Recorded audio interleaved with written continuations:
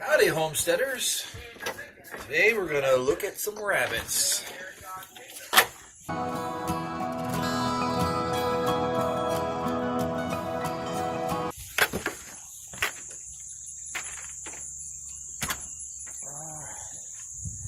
Yeah, give a little update on the rabbits today.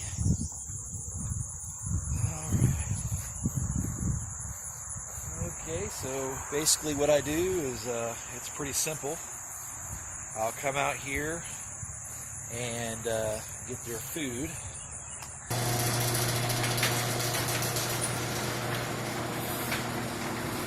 Now basically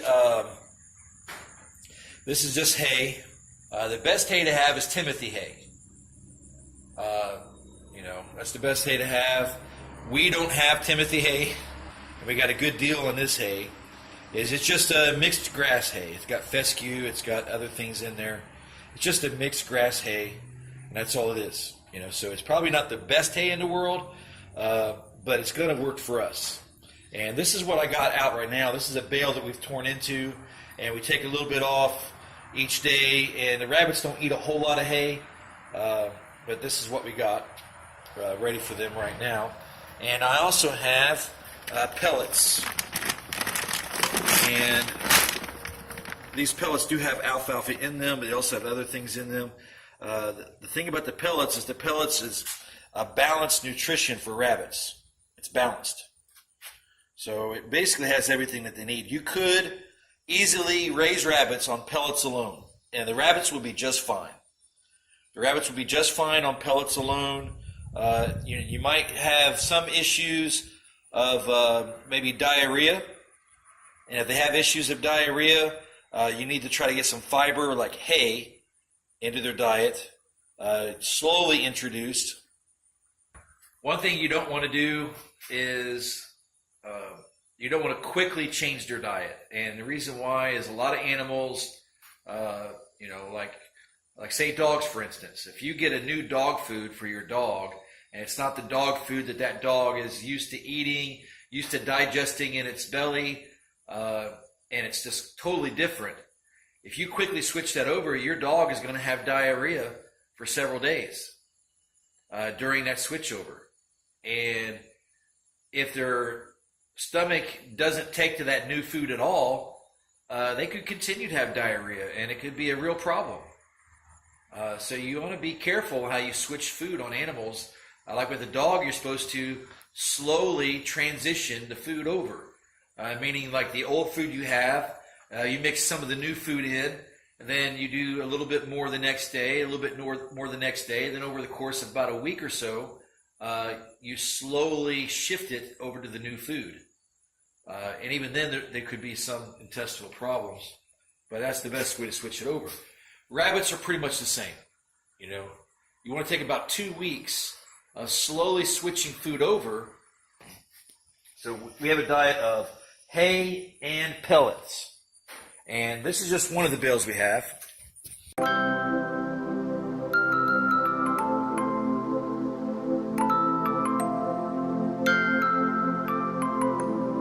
It's where I keep my RV that I used to live in for 3 years of my life. 3 years of my life I lived in that RV. Right there. And it was a pretty all right time. Here's the rest of my hay. I got a stack back in here. And you want to make sure that you store your hay in a dry place. A nice dry place. This is all covered. This is a big overhang, and the overhang comes all the way out. Overhang comes all the way out here to this edge and goes all the way back. So it's got a really nice overhang. It's all the way in here. It's central to the building. It stays nice and dry in there. Even when it rains, it stays nice and dry in there. So you want your hay to be in a nice dry place so it doesn't mold. You don't want mold in your hay. Mold is not good for any creature to eat mold. It's not good for humans. It's not good for animals. You do not want mold in your hay. So nice and dry and nutritious. It's good for them. I usually go with the hay first. They like They love their hay. I think they prefer it over the pellets, and it's mainly for fiber. It's maybe for fiber so they have good bowel movements. Actually, I usually take more than this, but I'm doing it one-handed today, so I'm going to have to take another trip.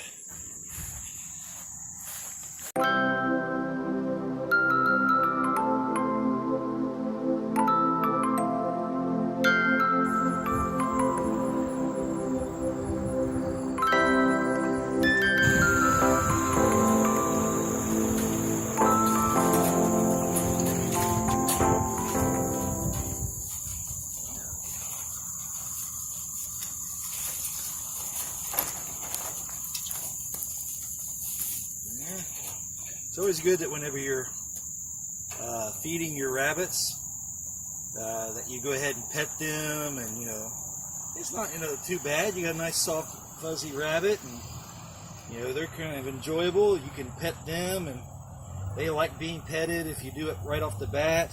Kind of earn their trust in that degree, and they actually like being around you. Like this rabbit in particular, she loves it whenever we come and feed her and pet her.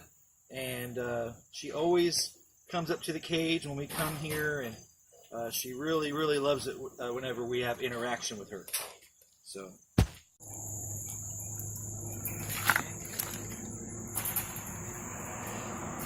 Basically, it's just a pretty simple cage.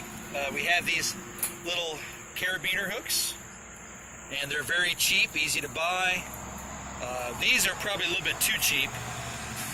They are holding up, but the spring-loaded part of the carabiner is really kind of breaking. So the ones I bought were just a little bit too cheap, but you can get them pretty decent price. But yeah, it's feeding time should be a happy time for the rabbits. And this rabbit here, she is very happy.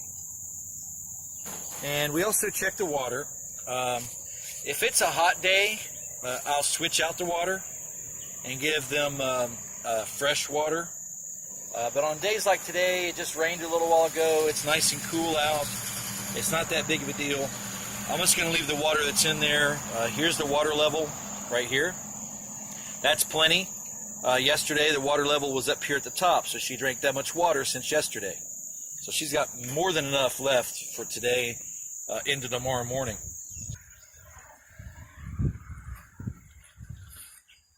And let's get some for this guy.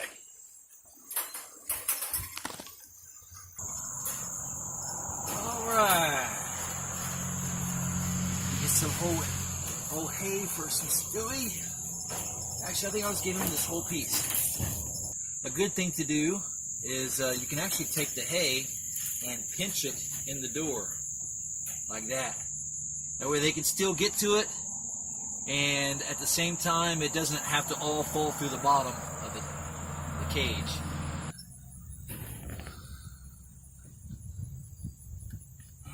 Sometimes, like Stewie here, he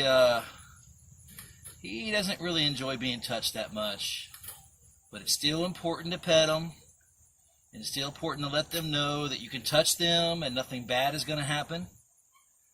Actually, as a result of us touching them and petting them and doing that, the result is they get fed. So it's a good experience. But yeah, he's not like all the does. The does are a lot more affectionate than he is. He's like, okay then, I'll let you pet me, but I'm not coming over there. I'm not coming over there. So that's, he's not quite as accepting. But it's still important to do it. And you can see how it's just kind of in there like that. So he wants it. He's already eaten a piece of it right now. He'll just come and grab it out of the door and feast on it.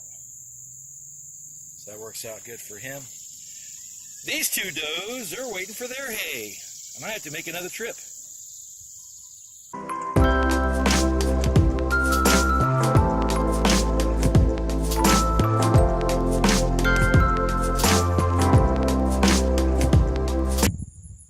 Okay, so now, I know know what I would be thinking? I would be thinking, oh wow, petting the rabbits, gaining their trust, and all that. It just, sounds a little touchy-feely, new agey, psychology of animals type thing. All of that, right? So that's what I would normally be thinking. But that's not the reason why I'm doing it. I mean, animals are animals, people are people, and animals do have emotions, and they have instincts, right? And they're programmed. They have a program that was given through them from God. It's made into their DNA.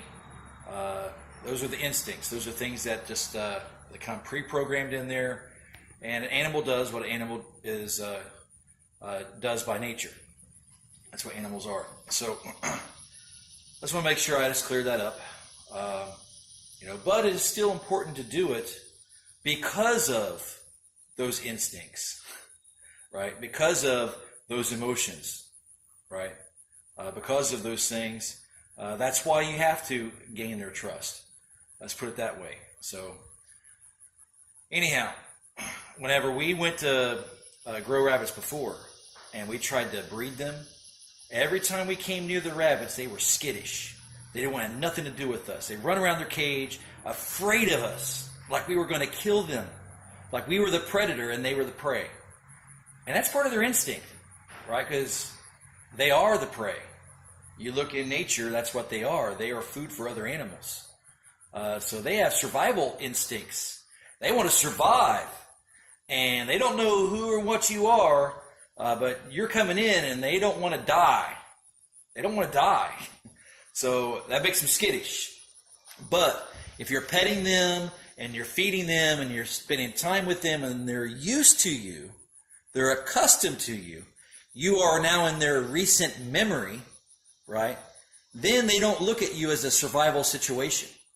When you come in to try to take one out and do the breeding thing, and sometimes if you have to get involved and actually, hold the doe in a certain way so the buck can, get everything to work just right. Sometimes you might have to get involved and do that. But if you're one to do that and they're just in a survival mode, the last thing they're thinking about doing is breeding when they're wanting to survive. So you get them used to you, accustomed to you. So whenever you get to that part of the process, if you have to do anything at all, there's not going to have that element of them trying to survive. That makes sense. So let's get some more hay. And I'm not an expert on rabbits. I'm just telling you what I've learned. All right. Let's see here. Get a nice handful like last time. A good 2 rabbit handful. Oh, that's too much. That's enough for all of them and then some. Use my knee here. There. That's a good 2 rabbit handful.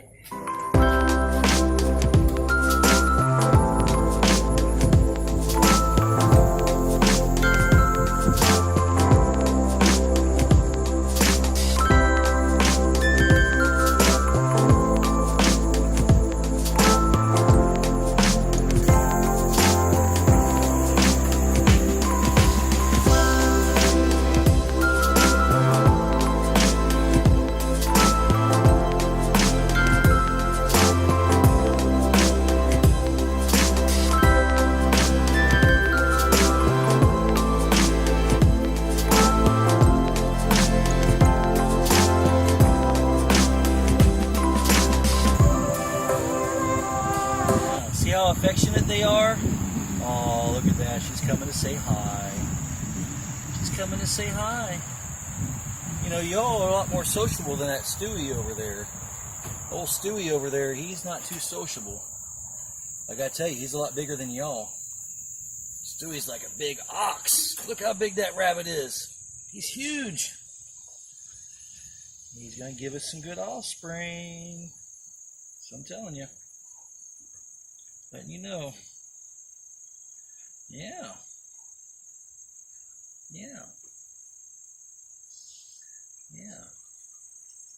It doesn't have to be a survival event. Don't have to be a fight or flight.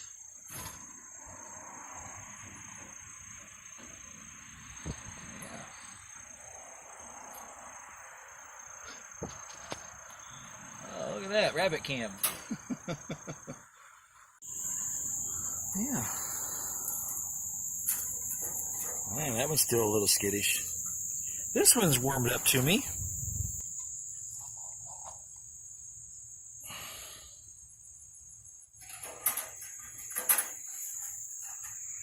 Yeah.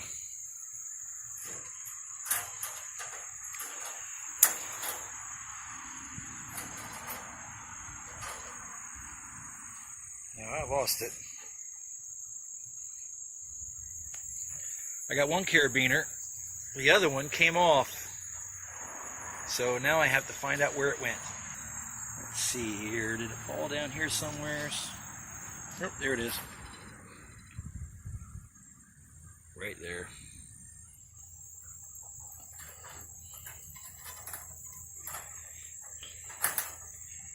There we go.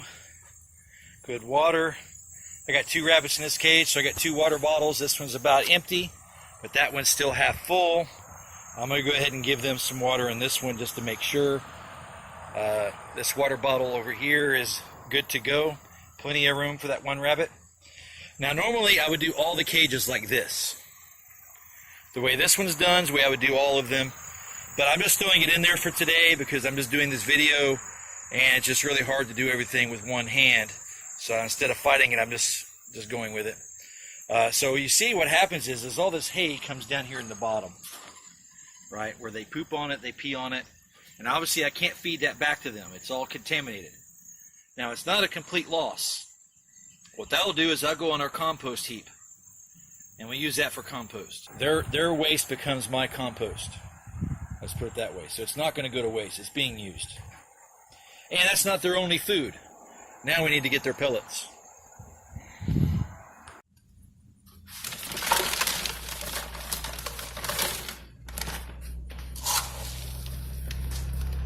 Now, each rabbit gets a little bit less than a cup. So let's fill up a cup, take a little bit back off. You know, more than half, less than full. So that's for 1 rabbit.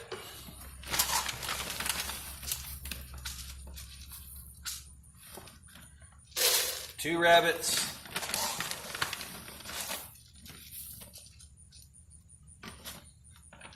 Three rabbits.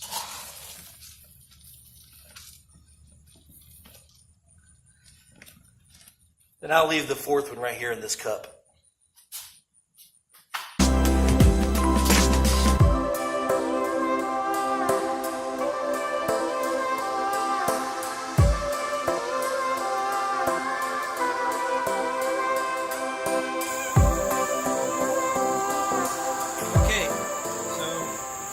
I'm going to take this 1 cup and just put it in here.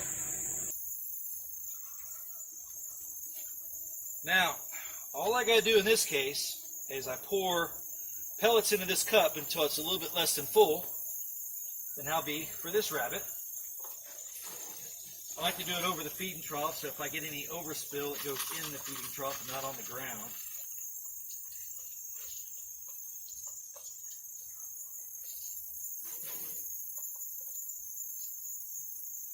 Okay. There we go.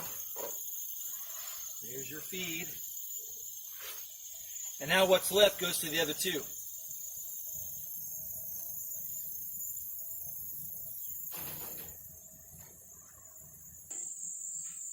Okay, now this feeding trough is what we're going to replace at least 2 of the other feeding troughs with. And there's a reason for that. This one's extra wide. It's bigger. It also has a lid on it. See, this lid opens up. You open this lid up, and you go ahead and just dump the food in. I like how it fits this container. Just dump it straight in like that, and boom, it's in there. And I close it, and their food stays dry. It stays dry. It doesn't get wet. So it's great for that. I like the extra wide And the reason why is whenever these does get pregnant, they're going to need more food. And especially after they give off kits and the kits start eating pellets, you got to adjust that and put more food so the food is also enough for the mother and the kits. So every one of them has enough food. So you have to make sure that's the case. So an extra wide feeding trough, what I would do is I would just kind of fill it up, especially if it has a lid on it, and let them have free access to feed during that time. So we have all the nutrition they need. It's there all the time when they need it. So I would do that during the time that they give off offspring. I would do that. So I need at least 2 more for the other 2 does. We have 3 does and 1 buck. The buck doesn't really need that. I'm just going to devise a way to make a lid to cover his tray so he can have dry food. But I'm just going to keep a smaller feeding trough. So that's where I'm going to go with that. So let me give you a close look at the feeding trough. This lid comes open, goes down in the top. Then it has like this mesh. That mesh is so that any powder that's in the feed can shake out. It shakes out the powder that's in there. That way they just eat the pellets. So that's what that mesh is for, to get rid of the powder. But it just goes in there, and it has a little opening on the bottom. And on the other side, they have their nice little feeding trough. I don't know if you can see that or not. See how it's got a little feeding trough there? Yeah, it's probably the best angle. Maybe even go like that. Nice little feeding trough. Maybe go around this side. Yep. They're muscling in on that feeding trough because they're eating. It's their breakfast. I'm trying, if you're kind of wondering, why don't I just give them free access to all these things, Why don't I just give them free access to all of it, And the reason why is they are in cages. So, being in cages, they don't get the same exercise as they would if they were out in the wild, right? So they're not getting the exact same exercise. So they're not burning off the same amount of calories that they would normally burn off. So if you just give them free access to feed all the time, they'll be like goldfish. They'll keep eating and they'll eat and they'll eat, and they'll be like a couch potato, and they get fat. And you might think, that's great. Let them get fat. Let them be fat and happy. And, if it didn't cause any problems, I'd say, yeah, sure, why not? Let them be fat and happy, right? But the problem is, whenever they get overweight, then the breeding process becomes problematic. So then they can't breed, especially the buck. If he gets fat, he's not going to want to breed. He gets lazy. So you don't want him to be fat. You want to keep him a little lean. You don't want him to get him overweight. So you want to find out how much feed do they consume in a single day. How much do they consume? And then not give them any extra. So they have plenty of food. They're not starving. They get fed. But like I said, I might give them some hay at night. It's okay to give them a little extra hay. But those alfalfa pellets, those pellets right there, those things will fatten them up. And you don't want them to get fat. You really don't. Now that's great. If you take the kits and you're going to put them in your freezer and you want them to be big and healthy and strong, you might think, yeah, sure, let's give them a bunch of feed. If you can afford that, that's great. If you can afford doing that. But still, even with the offspring, we're going to have a rabbit tractor and put them on the grass and get them used to eating grass. Get them used to doing that. And then move them around the yard, and I'm going to put some feed in there also to make sure that they get their complete nutrition. But mainly, they're going to be raised on grass. And I'm going to fatten them up on the grass instead of the pellets. A little bit easier on the wallet. A little bit less money. And but yeah, if you could spend the money, yeah, you can get those rabbits fat and put them in the freezer. But these are breeding rabbits. So I got to make sure that they stay in breeding condition as long as I'm going to use them for that. And I think probably the most that we'll use them for that is once we start the breeding program, we're probably just going to breed them for about 2 years, and then we're going to retire them. And then we're going to replace them with a whole new batch. Every 2 years is probably what we're going to do. And that's from the time we start breeding, not from the time that they're born. We're just going to do that from the time that they actually start breeding. We're going to mark that on our calendar. And then approximately 2 years from that point, we're going to look into replacing this rabbitry. Just replace them all out with brand new ones and start over. Is that sustainable?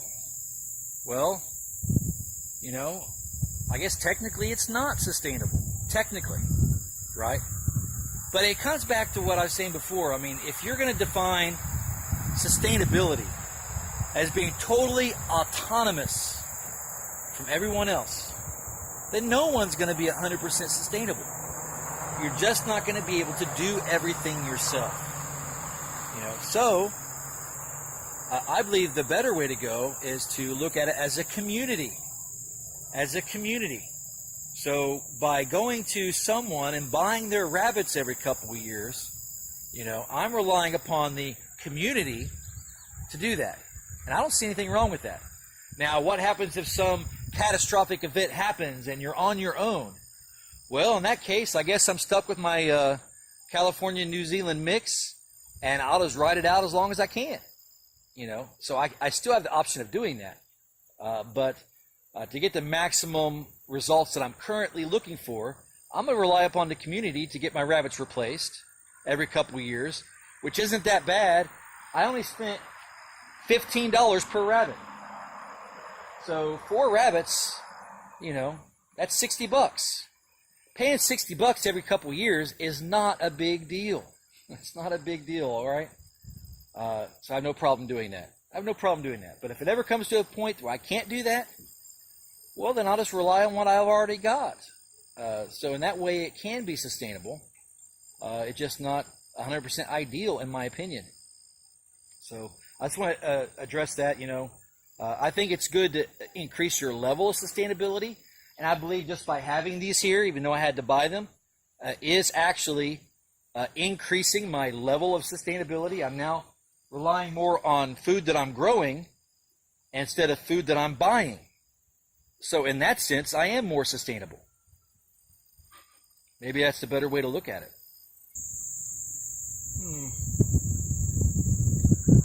I think I've been gnawing on long enough, and I really can't think of anything else to say at this moment, so there you go.